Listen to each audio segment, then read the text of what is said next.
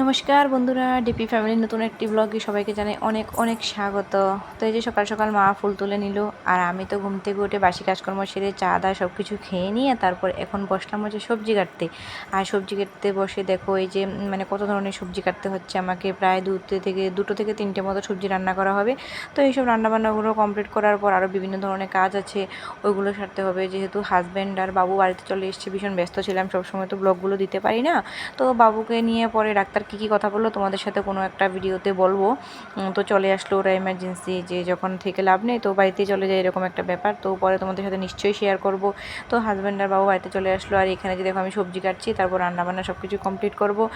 আর কি বলো তো, নন্দাই এসছে, ননদ এসেছিল, ওরা না ভীষণভাবে বলছিল ওদের বাড়িতে যেতে, বারবার করে ফোন করছিল। তো ওখানে একটু ঘুরে আসতে হবে।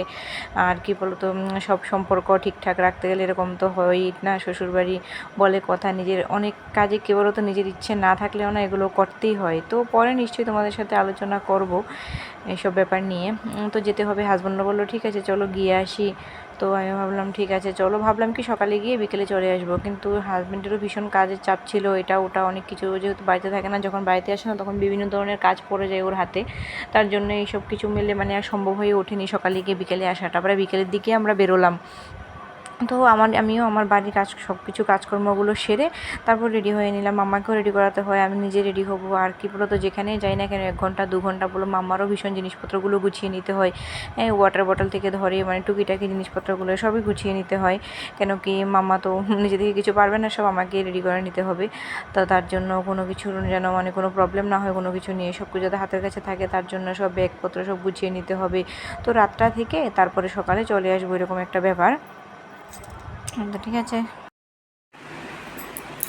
হ্যালো বন্ধুরা, তো যে দেখো তোমাদেরকে বললাম যে আজকে যাবো হচ্ছে একটু ননদের বাড়িতে। তো নন্দা এসেছিলো, অনেকদিন ধরেই যাবো যাবো যাবো ভাবছি। ওরা তো কতবার করে বলছি, ফোন করছি শুধু একটু যেতে।